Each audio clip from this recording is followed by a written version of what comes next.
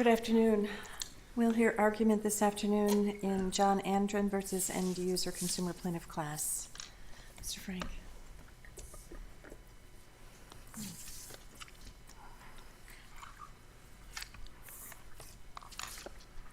May it please the court, Ted Frank for the objector appellant. Last time we were here, this court correctly held, based on Seventh Circuit precedent, that the district court needed to prioritize ex ante evidence when trying to reconstruct the market, trying to reconstruct the negotiations that would have generated the ex ante fee in performing market mimicking. And regrettably, the court did not do that. On remand, it awarded 30%, though none of the ex ante evidence supported a rate that high. Every pre-existing bid was much lower. Every pre-existing fee agreement was lower. But the district court used what other district courts awarded to say this is what the market rate would be. And that's backwards. And yes, it used a spreadsheet and made calculations and medians and all of that, but 80% of the data on the spreadsheet came from ex post awards rather than pre-existing negotiations, which is superior evidence of what would have happened. And to a certain extent, the district court just misunderstood what it meant to mimic a market.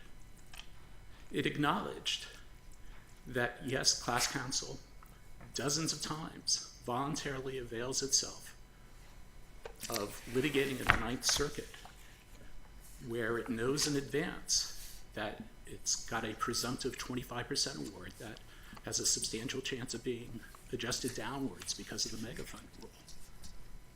Well, Ninth Circuit cases were included in the district court's spreadsheet.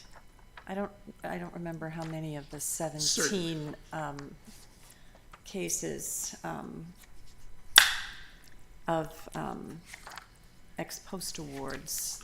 I think there were 17 of those, and I don't remember how many of them were from the Ninth, but some of them were. Some of them were. It selectively included those ex post awards. But I think what's important here is you're trying to recreate the negotiation. And class counsel has revealed by their continued choice to continue to litigate in the Ninth Circuit that they would be willing to accept less than 25%, their expectation going into the Ninth Circuit. They voluntarily initiate litigation there. And indeed, at SA 5, the district court acknowledges that class counsel can profitably perform the work at below 25%, but ultimately decided not to use that ex ante evidence because there's all this ex post evidence that many courts award 33%, and therefore, at the negotiation, class counsel would just simply refuse to accept 25%, less than 25%, because it could go and get an ex post award of 30%. And I think that misunderstands how what Stericycle called a sophisticated client engaging in negotiation would do. Maybe that first firm comes in and says, we'll do it for 30% because we have all these courts awarding us 30 to 33%. But then the sophisticated client calls up Boies Schiller and says, can you do it for less than 30%? And Boies Schiller says, yeah, we could do it for 25%. And then the client calls up Hausfeld and says, I have Boies Schiller saying they can do it for 25 and class counsel here saying they can do it for 30. What can you do it for? And eventually it would get negotiated down. We have to write an opinion in this case, affirm or reverse, that has a rule statement in it. And I was struggling to find a rule statement about the standard, legal standard here, especially in an abuse of discretion standard of review regime, which is what we have at this point. There's no Certainly. methodological error. We already resolved that in the last appeal. The district court applied the appropriate methodology. And so There needs to be a finding of an abuse of discretion, and for that, we need something concrete Well, that constitutes, a legal error or of some sort, or some sort of a discretionary judgment that's just beyond the pale. And we have to state it in a way that, appeals courts state these things, that yields a rule statement that can be applied in other cases. And I'm trying to find one in your challenge. Well, What's the rule statement? What do you want this opinion to say? I think market mimicking is a perfectly good rule statement, and that didn't happen here because the district court cut that sophisticated client negotiation that Stericycle asks for off at the first bid.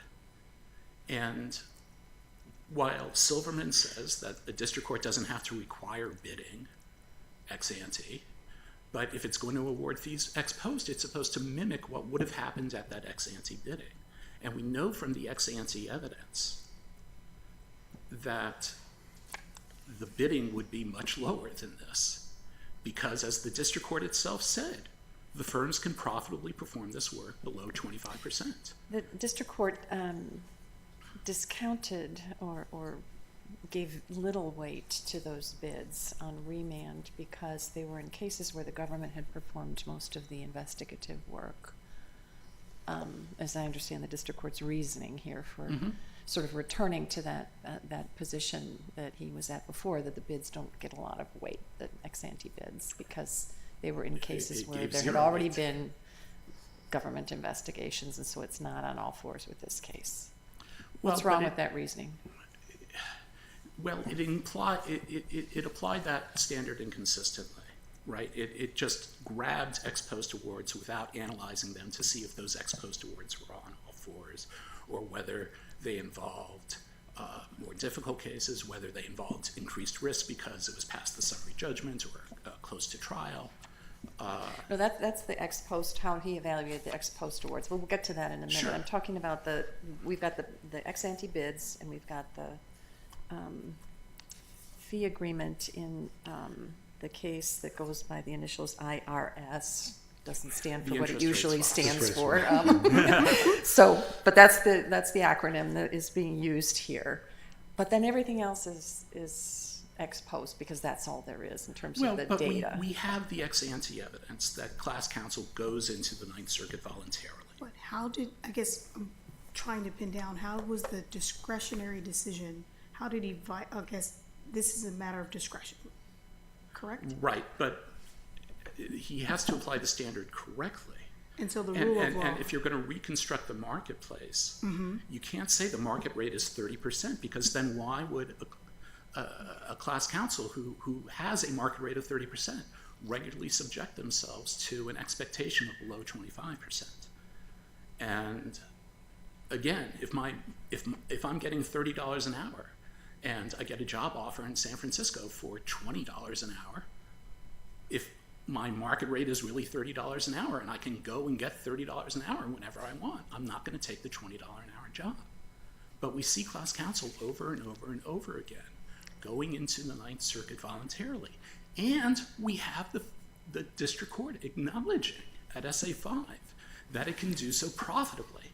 And that, I think, shows the disconnect between reconstructing the marketplace, because reconstructing the marketplace, unless you're going to assume that it's a cartel that the client, is sophisticated client, is negotiating with, if there is competitive negotiations among several qualified firms, it's going to get negotiated down to a profitable number where the firm can perform the work profitably, but not necessarily the super market rate or the above market rate that ex post awards have been going out.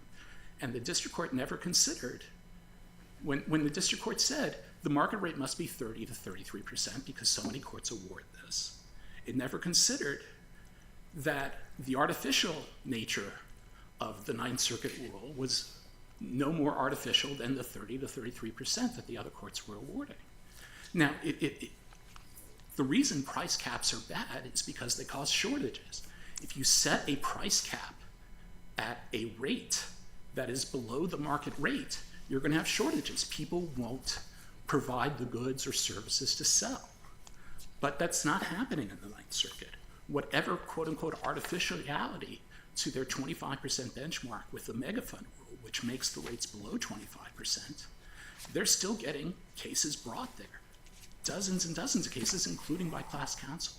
And that's because, as the district court acknowledged at SA5, you can profitably bring cases at that rate.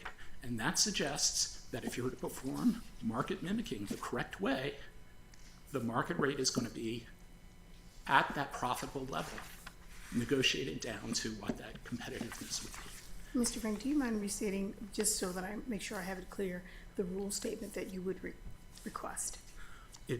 We're not asking for anything that wasn't in Stericycle Okay. or Synthroid? right, thank you. It's what would a sophisticated client, ex ante, negotiate? Perform the pretend auction that the court didn't do at the first place. I'll reserve the rest of my time for rebuttal. Thank you. Mr. Berman.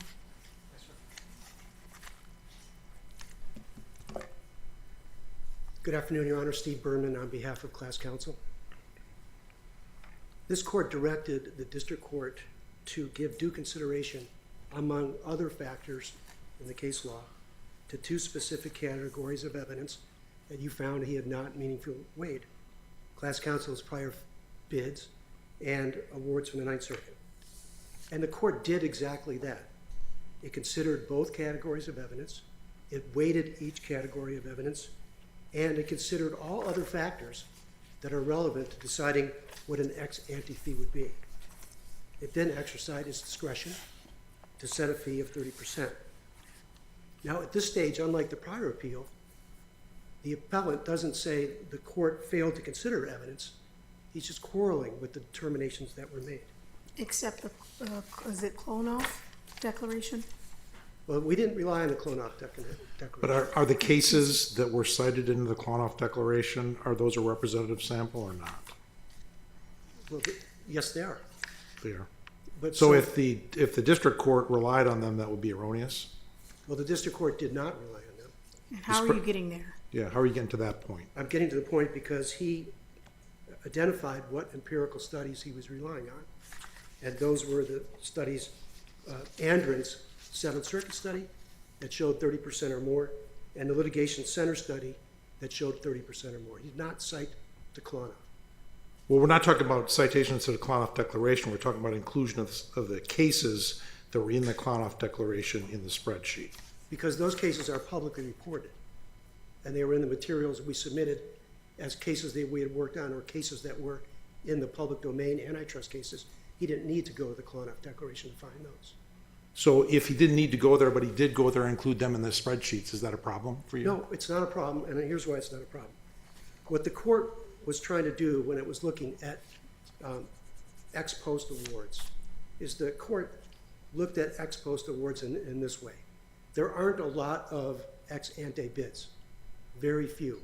And so the court found that those bids were imperfect. He looked at each one and said, they're not really typical or fulsome evidence of what a market rate would be. So I'm going to go to ex post awards. Why do I do that? I do that because if I'm going to pitch a case to a client, let's say it's a not a consumer client, but some other kind of client that's going to run a class case, and that client's going to say, what do you propose for a fee? And I'm going to show them those cases. I'm going to say those cases, 30 to 33%, they are the market rate. And the client may agree or not agree, but it's certainly evidence that I would use, and it's evidence that the court, I think, properly considered. But where did the cases in the spreadsheet come from? Well, he said that they came from cases that we did, the bid cases, and cases that he scoured, the record of antitrust cases that he thought were of similar size. I thought that category of cases that were included in the spreadsheet were from the Klonoff Declaration. Is that incorrect? I don't recall him saying that. I recall him saying Well, that's what's cited. Cited. He Okay. says at page 4, The court compiled the following data in a single spreadsheet, which is attached as an appendix, and here are the 4 categories: awards to co-counsel, awards in other antitrust cases around the country, and then there's a parenthetical citation to the record, and that citation is the Klonoff Declaration. Okay, and so I'm not understanding what the issue with that is. He didn't rely on the Klonoff Declaration. Understood, but where did those cases come from? What if you trace through the Klonoff Declaration to find out the source for that section of the Klonoff Declaration? And I thought they're described as not a representative sample, but examples of fee awards at or around 33% in cases of comparable size. That's correct. That's what this page citation to the Klonoff Declaration takes us to. Okay, And that was as a part of the experts' advocacy analysis to support a 33% award. And I guess my concern is that the district judge actually cited to the declaration for that point. I hear you, but if you look at the overall context of what the judge has done, you know, those opinions are out there, and they seem to cluster around 30%, as the empirical study that Andren cited of Seventh Circuit cases cluster around 30%. They were not part of any advocacy piece, and the litigation center study is over 30%. So that chart from the Klonoff Declaration that's cited in the district court's opinion, where he got most of the data for the spreadsheet, is a random sample of awards. I thought it was examples of 33% awards, not a random sample of awards in cases of comparable size. I don't recall sitting here today. Your Well, Honor. that's kind of an important data point, I think, for us to understand what the district court was driving at. But even if it was not a random sample, I go back to the other empirical studies that he relied on, and those all come out. Those are not gerrymandered in any way, and they still come out at 30%. Right, that you've zeroed in on exactly the right point. Is Yes. this a gerrymandered data sample? Well, he also Which, looked at, again, to the rule statement that's supposed to come out of this case. well, the rule statement that I think should come out of this case is that the district court should consider all available evidence that bears on the issue of what a reasonable rate would have been ex ante. And that evidence includes bids, which the court accounted for. It includes other fees and other comparable antitrust cases throughout the country. And it includes considering the interaction that the court considered when he said, look, clients would ask, what are courts awarding when you negotiate? And the lawyers would say 30%. And you would look at the Ninth Circuit, and I think there's an interesting comment from Judge Durkin about the Ninth Circuit. And he said, if the market rate was 25%, then why does the Ninth Circuit feel the need to impose, right? So that should give you some comfort that Judge Durkin is close. Let me, something I think is really telling here, and that is the appellate says that IRS would have been an appropriate fee. That's 27%. So he says IRS is not an abuse of discretion. Judge Durkin awarded 30%. How do you leap from 27% is not an abuse of discretion, but 30% is? There's no logic to making that leap. And therefore, I don't think there was an abuse of discretion in going to 30%, 3% higher. I'm not sure I'm tracking your argument. Your argument is it's not abuse of discretion because of the size of the difference between the numbers? Yes, I mean, if you're willing to say that 27% was an appropriate fee, what logic or rationale in the case law, in the bids or whatever, makes it so that 30% is suddenly an abuse of discretion? And I don't think there's a scintilla of evidence out there that makes that leap for the appellant.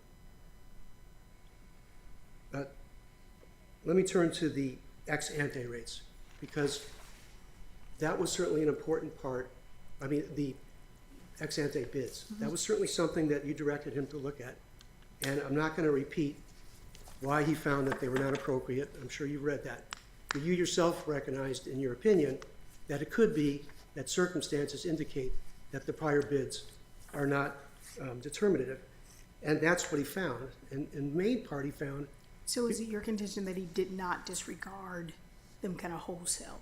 no, in fact, he assigned 20% of the total weight, contrary to what the appellant says, to his grid were those ex ante fees. So he actually bumped up the ex ante consideration, which By I, virtue of the tenfold multiplier. That's right. Or not a multiplier, but repeating that same that's correct.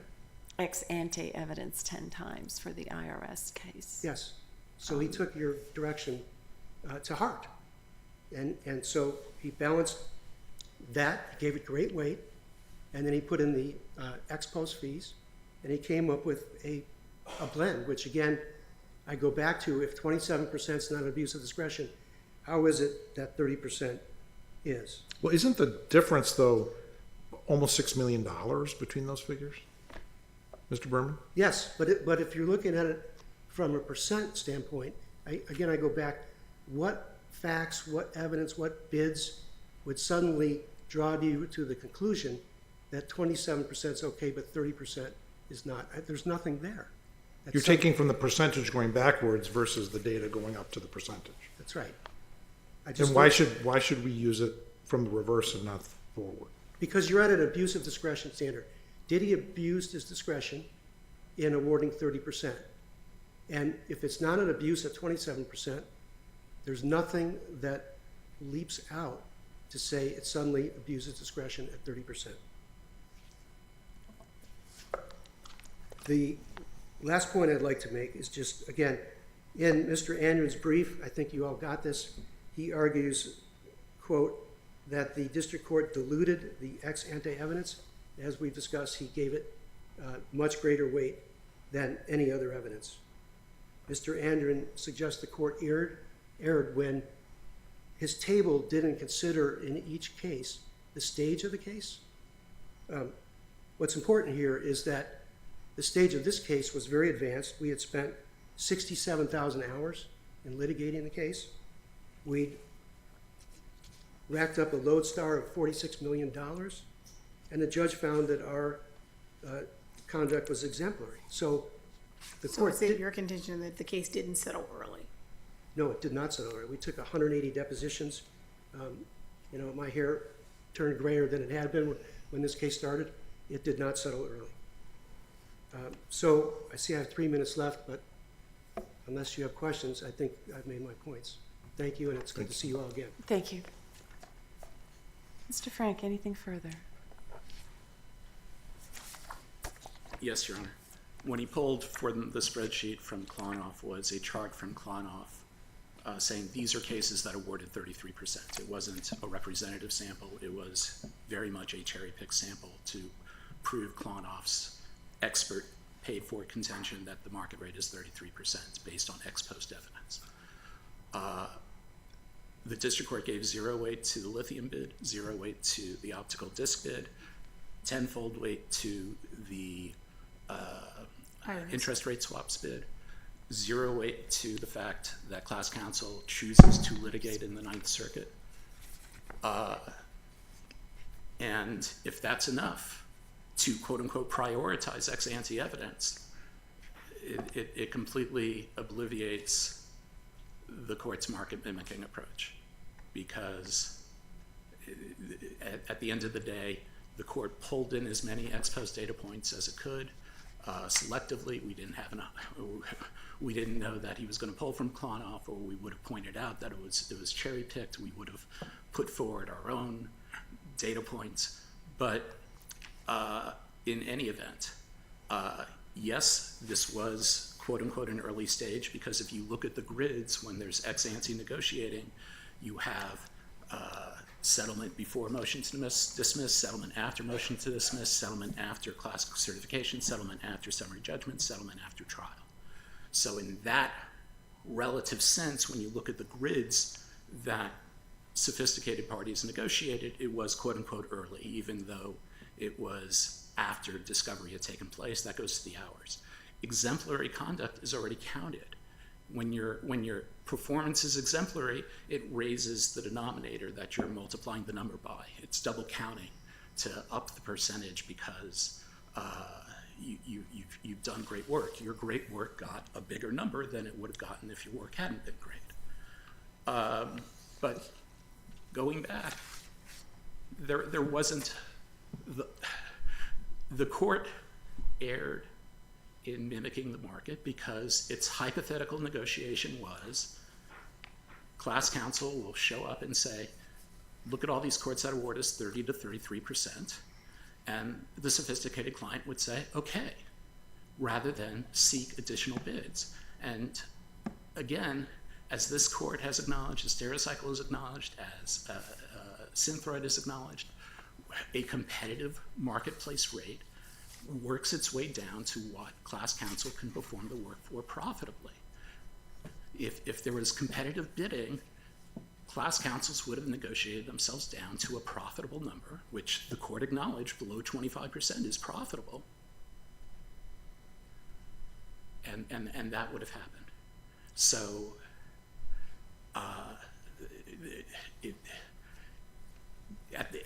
the court, yes, gave a 10x multiplier to one case and a 0x multiplier to a few other cases, but that only resulted in it weighting the ex ante evidence 20%. That's not prioritizing. And there's always going to be more ex post evidence than ex ante evidence because class counsels have learned don't bid because courts will give you an above market rate if you wait until after the case to negotiate. Mr. Frank, Mr. Berman has argued that the difference between 27 and 30% is small enough that this is not an abuse of discretion. Your thoughts? Our argument would be that the correct rate's in the low 20s, high teens, maybe even lower than that. We acknowledge if you were to remand, the court could say enough magic words to reach 26.6%. You can't have a one-way ratchet where you can imagine a hypothetical opinion that wouldn't be an abuse of discretion where it reaches 26.6%, and then say anything within a few points of that is not an abuse of discretion because, okay, if we're going to say that 30% isn't an abuse of discretion, why isn't 33% not an abuse of discretion? Why isn't 36? And on and on. It's going to be a one-way ratchet permanently going up. And we're already at that stage. A district court, a class counsel cited broiler chicken, the district court's opinion in broiler chicken in a megafund. There were no objectors, and the district court awards 33%, even though that's very clearly a windfall. It really comes down to whether the court wants to enforce its market mimicking approach, because that requires prioritizing ex ante evidence and not allowing it to be overwhelmed by ex post awards that have consistently been above the marketplace, because you don't have objectors in most of these cases. You don't have scrutiny by district courts because district courts, they're not investigative. They rely on the adversary process, and most of these fee requests aren't adversarially presented. Most cases aren't going to have ex ante evidence at all. And here we did have ex ante evidence, and it didn't matter. I'm happy to take any other questions you have. Thank you. Thank you, Your Honor. Our thanks to all counsel. We'll take the case under advisement, and the court is in recess. Thank you.